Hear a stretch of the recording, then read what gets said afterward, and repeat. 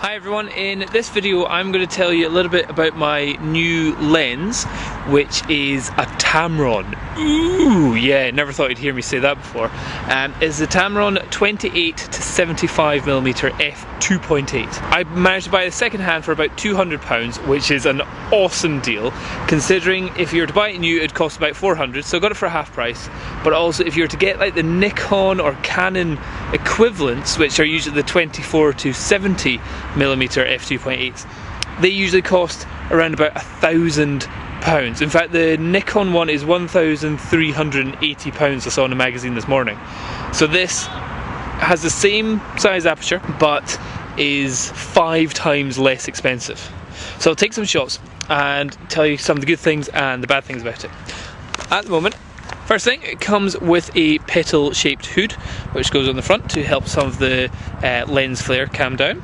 Now this lens, along with the Nikon and Canon versions, extends whenever you zoom in. So if I zoom in, extends and shrinks, but it doesn't increase its size whenever it focuses. So if I use the focus, so that's pretty quick actually. That's from infinity down to its closest focusing distance, which is 33 centimeters, and then back up again. Watch that again. So I'd say that's really quick and really good. The other thing is, because it's got minimum focusing distance of 33 centimeters, you can get really close to things. It says it's a macro, but it's not really a macro, but you can get super close to things. So for example, I'll just have a look at this newspaper on the ground. And this is how close I can get. And the cool thing is, I can get this close even at 70mm.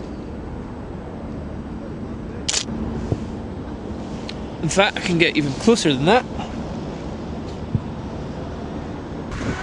So as you can see, you can get really close to objects, which means you can get really nice shallow depth of field, but yet at the same time still have a larger f-stop number. So you can have it at f5.6, but it'll still have a great shallow depth of field behind the subject, which is great for portraits. Being the length of 28 to 75, that is the kind of prime portrait kind of distance that you could be using this for. It's not really for sports, but I'll try and just take some photos of these guys doing whatever sports it is that they're doing just now. As you can see, it's not really a sports lens. You don't really get close enough up to it. However, here's some other images, and what I'm showing you here is the lens flare that you get from the sun.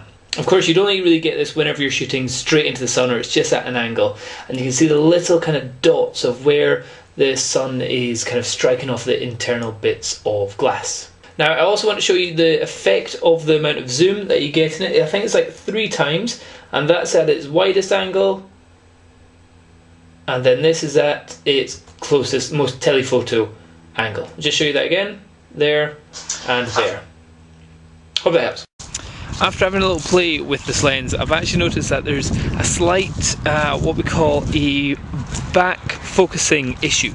So in other words, whenever I focus, for example, if I were to focus on that little tree there, it might focus further away, so further in the back.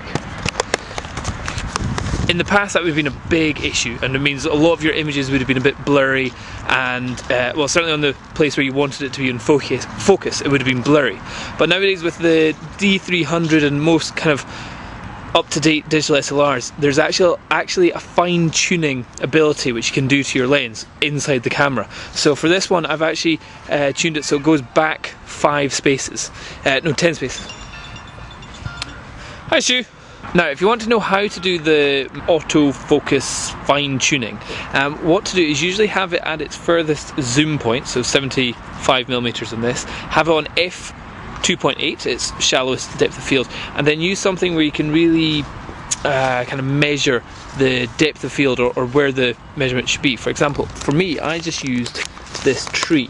This tree's got great, so you can have it like focus on there, and if I had it focus there, it might focus there, so then I bring it back 10 steps and it'd be there.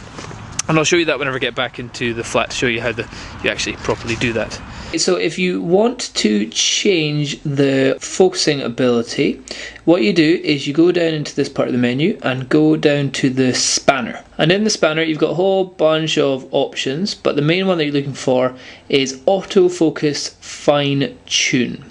And you go along there, this is all the kind of differences which I have already added onto it. And it's a case of going into the default and then playing around with this. If your camera focuses too close to yourself, then you do a plus and a number.